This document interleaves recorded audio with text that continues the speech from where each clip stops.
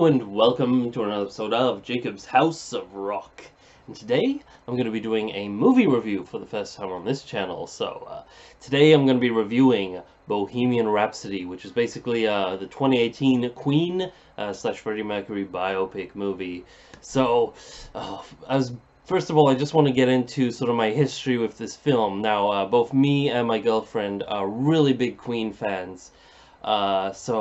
We've been waiting for this movie to come out for many years now. Back when we were in high school, when we met, that's when we first heard, news that this film was in production. And so we've been waiting and waiting and waiting, and maybe like 6 or 7 years go past, and it's finally in cinemas. And yeah, where to begin about this film? I saw it twice this past weekend. I saw it just tonight and for the first time a couple of days ago. And I actually found that seeing it two different times kind of helped me really assess my, get a fuller opinion for this film. Because the first time seeing it, it was just like, I really didn't know what to expect going in. But when I saw the film, it really wasn't what I expected. But I definitely enjoyed it, and I think even on the second viewing this time, I enjoyed it even more. That's not to say I think the film was perfect, and there was definitely some things that I want to talk about in here that were odd, or some things like that, but just overall, the film leaves you with a really positive feeling, just a really sort of awestruck and very beautifully done, I think. Now, I'm probably going to get into spoilers in this review, so I just putting it out here. If you are a Queen fan, you owe it to yourself to see this film, because it is just the best part of this film is just seeing a full movie dedicated to one of the greatest rock bands ever. Just a really iconic group portrayed, on the silver screen. The soundtrack is amazing. The acting's really solid in this. And their, versions, how do I put it? They're sort of recreations of what seemed classic Queen, and just the telling of the story of this band, and all of that is done super well. I'm not planning to jump into spoilers immediately, but they will come up sometime in this review, and I'm not going to give another spoiler warning because I don't really have time, want to be bothered focusing on that. So, that's your spoiler warning.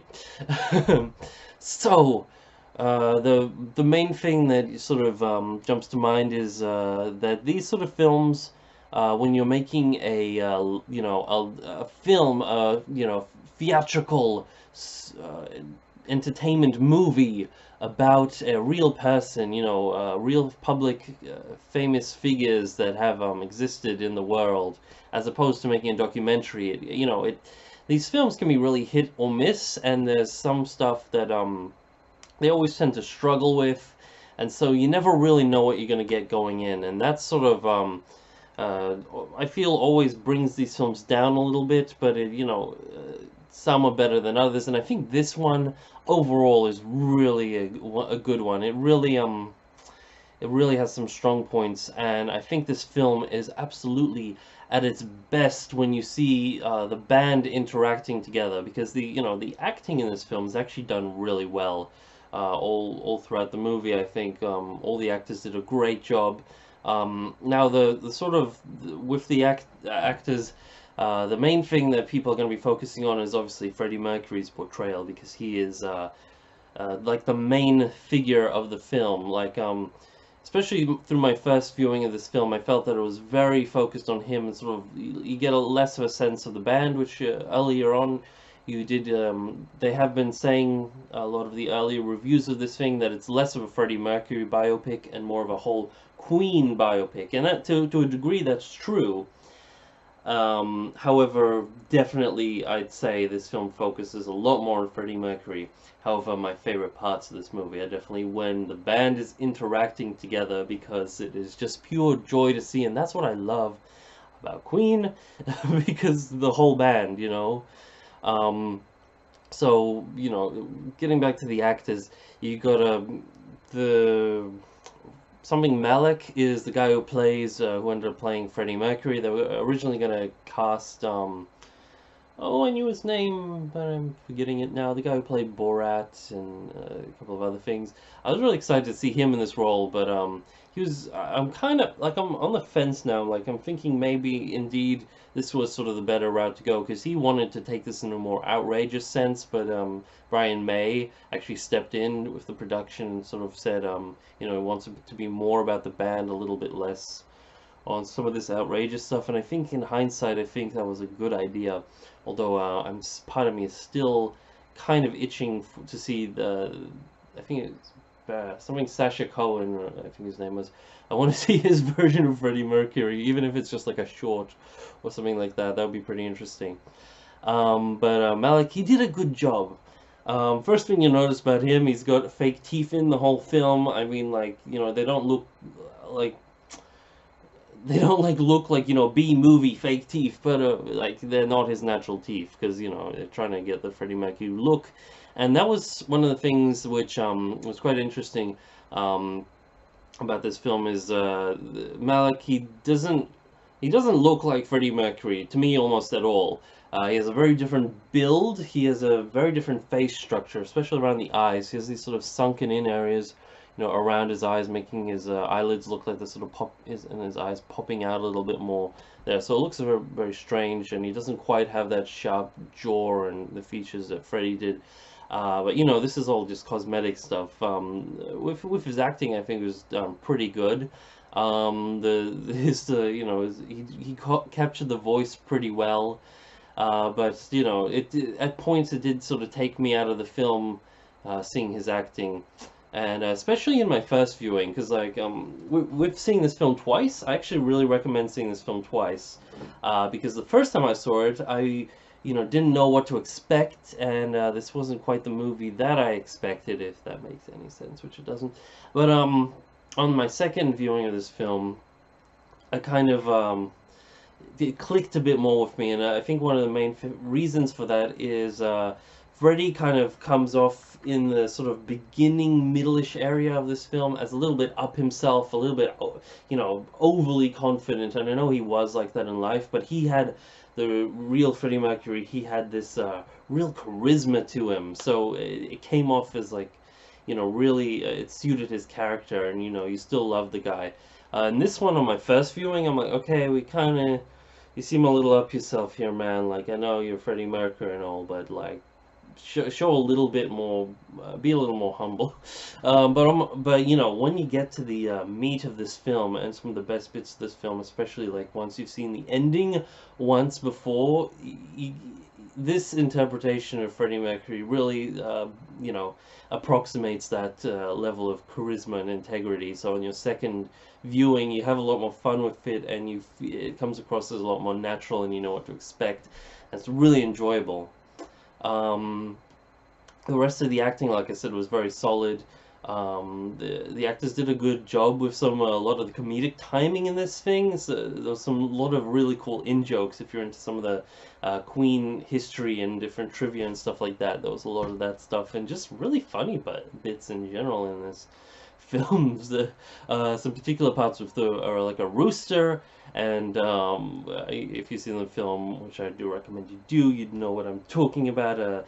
A lot of quarreling about the band members is really great. I love the chemistry between the band members. I think this is where the film was at its absolute best, because it's what I love about the band is they each have such a unique character, and they really made sure each of them had their own personality, which is absolutely fantastic.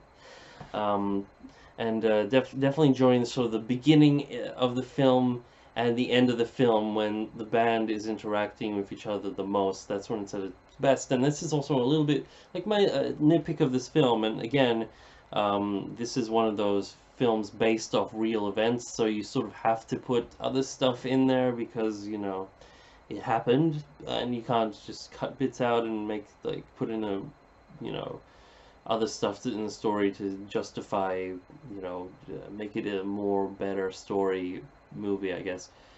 Sorry, it's kind of late, so I'm saying things a little weirdly.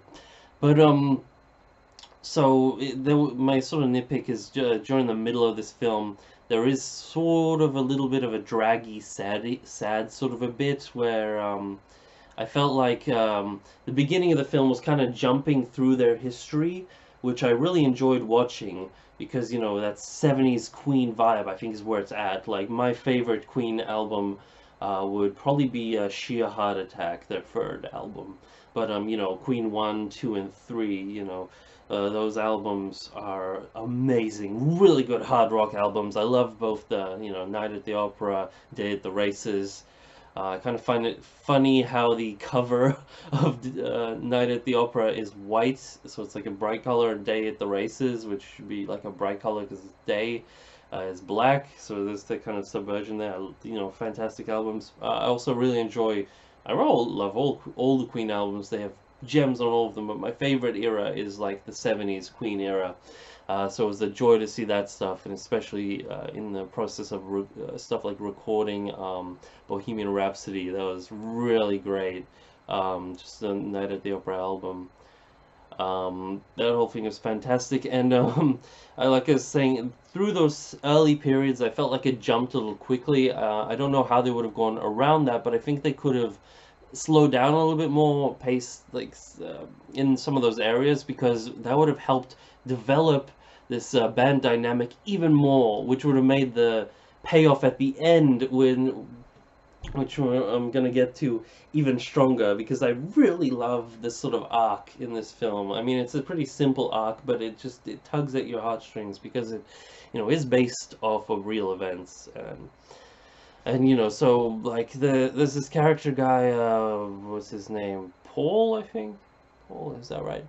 Anyway, he's this guy with who's this other guy with this mustache. I mean, there's a lot of mustaches in this film, obviously, but he's like the guy that just works with the band, and he's like trying to get with Mercury, and then he sort of like does all these shady things, and sort of gets Mercury basically to separate from the band, do this solo projects, and he's like getting other people fired along the way, and involving drugs and all these other like people in his life that are no good, and he created this really dark period in the film. There's also his love interest, this other love interest. I forgot her name, but you know, he married the woman that he is engaged to or married to, who later kind of they part ways and all of this stuff, but remain close friends.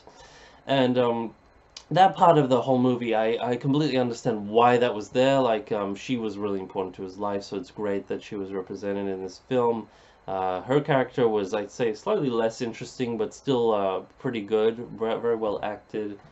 But then there was this Paul guy, which, you know, during the intro bit, the beginning, he didn't really have a part to play, but during the making of Bohemian Rhapsody, Night at the Opera, he kind of like, when he steps in and, you know, like kisses Freddie Mercury, and like sort of from that point, when he sort of gets involved in his life, I feel like the film sort of starts to drag because it focuses more on that drama.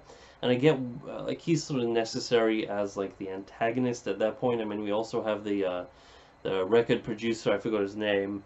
It sounds like Shrek. I think he might even be played by Mike Myers. But yeah, he was actually, I love that guy. That was done really funny. Like I'm gonna get to that. Don't worry. But yeah. So the Pool guy. The moment he's like Freddie finally like rejects him from his life, like that's a really good arc. But the film just improves so much because he like goes back with the band members, and that's where it really kicks off. So now with the band members, almost like basically you know, Freddie, I could tell that, you know, he was an actor. He didn't really look very similar. John Deacon, during the 70s era, he didn't look very much like 70s era John Deacon to me. I think the hair looked too much like a wig. I don't know why. Something just looked a little bit off. But when he got to the 80s, he looked pretty convincing. Roger Taylor didn't quite look like Roger Taylor to me, but I really loved the portrayal of him in this one. It was really funny. You know, he's always like he was like the whore of the group basically.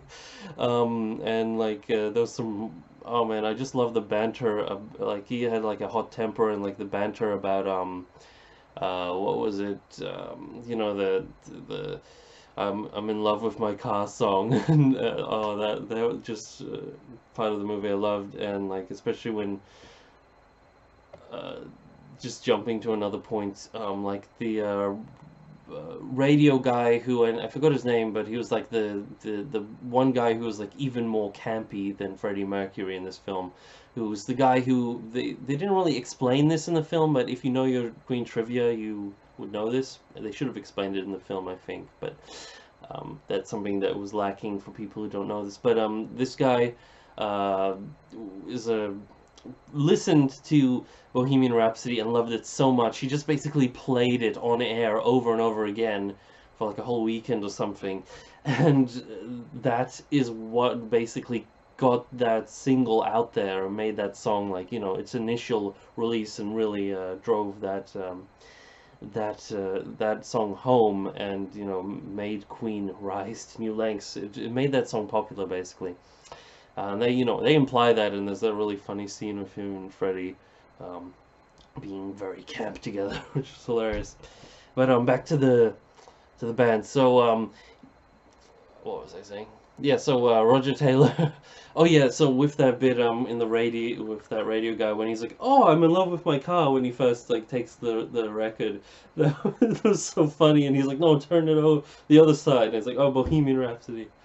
I just love the "I'm in love with my car" gags. That's the first song I listened to when I went home after watching this movie, actually. But yeah, so I loved Roger Taylor's portrayal in this film, and I love Roger Taylor because he writes some really good songs. He's a fantastic singer too. I was fortunate enough to see him and Brian May live, you know, with the recent Queen uh, show that they're putting on with not I forgot who's on bass because Deacon you know, resigned basically. He's living a quieter life these days, but and they got oh, what's his name?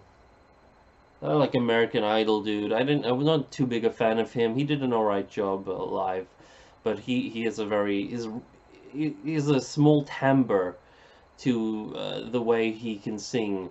Like he's really proficient in one type of vocal, but vocal timbre he can, but he doesn't have sort of the range of different stuff that Freddie could do. And it was yeah, but it was, you know, really cool to see Brian and Roger here live that time. Sorry, I'm getting off topic, but let's get to Brian May. Like everyone else, I could tell they were actors dressed as the members of Queen, and they were good actors, and they were doing a great job, and I was really enjoying it. But whenever the guy who was playing Brian May showed up on screen, it didn't even occur to me that that wasn't Brian May. I don't know where they found this guy, but he was perfect for the role. It was uncanny, and like the only thing is, I think his hair could have been a tiny bit bigger, because Brian May, you know, he's this huge hairstyle, and like he's like always had, and that's really awesome that they sort of referenced that. But yeah, so he was one of my favorite highlights of this film. And yeah, so that's some of my thoughts about, you know, the actors and the band in this film. I thought that's really great. I love their interactions. I also love how none of the members of the band, like they all had their moments. Like John Deacon, you know, he was sort of the guy in the background for a little bit, as he sort of seems. But when they another one bites the dust, when it's something like that. That moment when he's like writing that riff and like that feud with the band, and then they hear him play, doo doo doo, boop boop, boop boop boop boop. Oh no, was it yeah, it was another one bites the dust. Sorry, I was just thinking of Under Pressure for a second. Also there was also that story which they didn't put in here, where I think it was Another One Bites the Dust, where in reality I think they like heard in the riff him playing it, and then like they left to have like lunch or go out or something, and then they forgot it, and then when they came, yeah, they came back and they forgot it, and then, oh shit, but luckily they, you know, they remembered it eventually. So that was another little cool bit that they could have put in. Um, and like, you know, Brian May got to like, oh, just loved everything he did. You know, like, what was it called? You know that part. That part was, you know, sort of where he got to shine at his sort of moment, and Roger Taylor was, you know, he always very sort of in your face with stuff, and you know, definitely Freddie had was a big center of the movie. So they all had their little moments. They all weren't like, you know, one note sort of people. I mean, they had like they simplified them a little bit, but I would have really loved to have gone more into them. Yeah, and obviously the music in this film was incredible. Um, the only song that I didn't really particularly like was that one disco song during when Freddie had that like party, and like the rest of the band were like sort of pissed off at him and they left. Um, and it was like Super Freak or some sort of random disco song, which you know isn't I don't have anything against it particularly, but it was like the just clearly the weakest song in the film because it wasn't a Queen song. So there you go.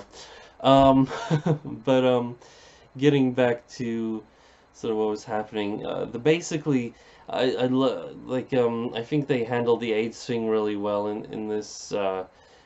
Because like when that sort of build up towards the end was happening, it was getting pretty emotional, and when he finally sort of Freddie reunited with the band and that whole little that just the way they played off each other in that meeting and like rehearsing for Live Aid was really cool. And then I just love the payoff of the film.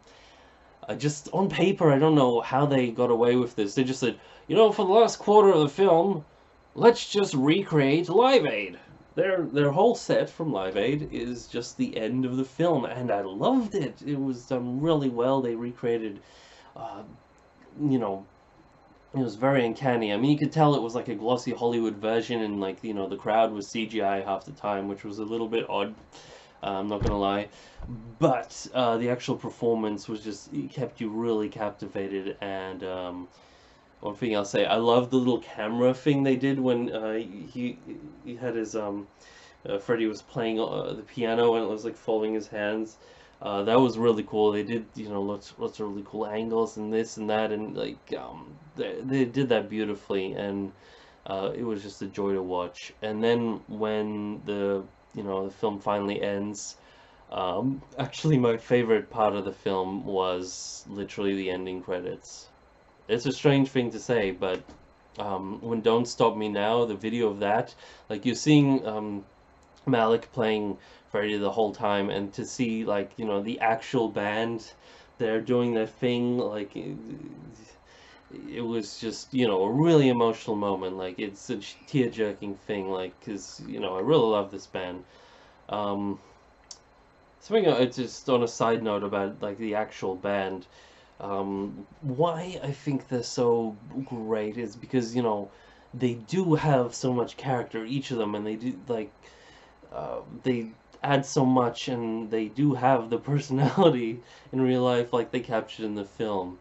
And this goes for like their musical styling as well. Like, you know, there's Freddie Mercury, of course, which you know he is an amazing singer, and a lot of people just attribute his, you know, why people love him just to that. But it's really much more than that, because like there are a lot of people, like even in shitty pop music these days, which are really good singers, and some people say they're great singers. That's to be debated on certain people, definitely. Um, However, Freddie Mercury was a composer. He could a very good composer. The man created Bohemian Rhapsody. I mean, for God's sakes, um, his singing voice was so dynamic.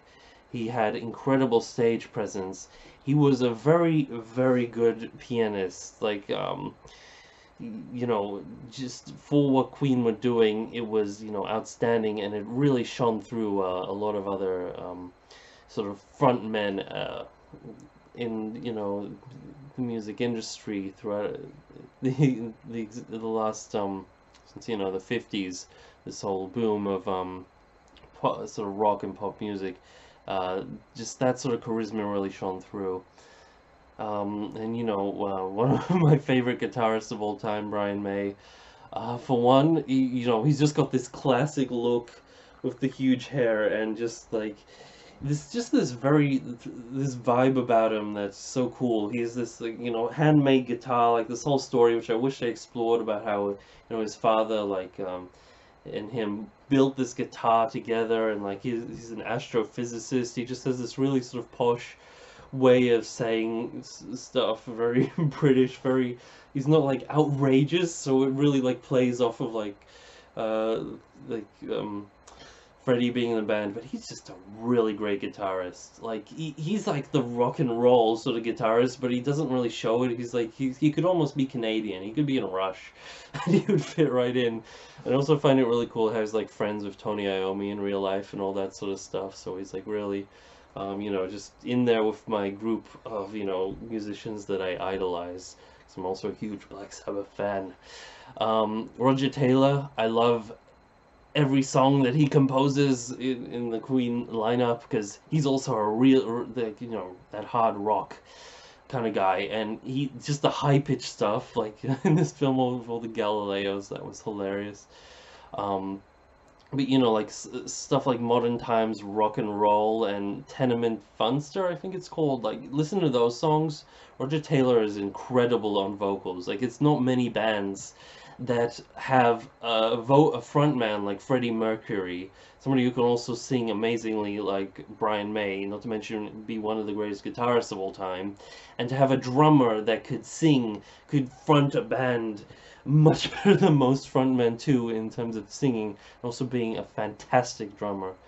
And then we got John Deacon, who's just always on the groove. He's kind of like, he's like the typical sort of like stereotypical sort of bass player type person who's a little bit more quiet, but he had some great moments in this film, a lot of sass as well, and I love his sort of style with his colorful shirts and like the weird shit that was going on with his hair. But his bass lines are really solid, and I highly, as a, I'm play just as much bass as guitar myself, so I'm really, if not more, so I really respect bass players. And if you listen to what John Deacon does, if you just listen to those bass lines, there's a lot going on under there that really shapes up a lot of what Queen is. So yeah, they're all fantastic musicians, and they're also unique, and just as a whole, they just work off each other beautifully. So that's sort of what I think about Queen as a whole. So that's why I really love just that ending of the film, seeing the end credits of actually seeing them playing together. And oh man, what else to say? I'd say I definitely recommend checking this film out. I'd say it's not, absolutely perfect, because, there are some kind of slower moments in here and some characters that I kind of wish could have had less time focused on them, and I really wish the band had a little more focus. And if I'd go on, I'd probably pick out a whole bunch of really cool bits that deserve attention in this thing, because lots of funny stuff in here. And I kind of feel like I really love all the music they had in here, like I was saying, but I even feel like because it's Queen, they could have put in so many more songs that would have still been like, oh my god, yes, we need this song, this song, and this song. But because it was already getting to a long movie, and they had to put in these sort of the greatest hits type songs, and some of like the ones they had earlier on and stuff like that, they really didn't fit all of them in there. Especially, and a lot of the later ones. I mean, they did play after they played "We Are the Champions." They did play I think it was "The Show Must Go On" afterwards, which was a later Queen song, and it was just really good to hear that in like the good cinema sound. It was just brilliant. So stick back for the credits, and if you are a Queen fan, if you're a rock fan, if you just like music in general, if you're a sort of like a 1970s, 80s sort of culture type fan, I highly recommend checking this film out. I think it's a really well done film, possibly the best it could have been. I still think they could have improved it more, but whether that would have been something that would have happened had they, like, whether it would have been better overall had they done some of the stuff that I'm sort of nitpicking about, I don't know, because it kind of all still needs to flow. But yeah, thank you guys so much for watching this video. Sorry I'm a little tired, and also I'm sorry that I haven't uploaded much in a long time. Stuff's been hectic and my internet's been garbage. I am in the middle of trying to record an album, and that's kind of that, and trying to find a job and a whole bunch of other stuff is taking center stage in my life at the moment. But I think this film was kind of something that I really wanted to talk about, so I'm glad I could upload this for you guys to check out. So yeah, without further ado, keep on rocking, guys. Peace out.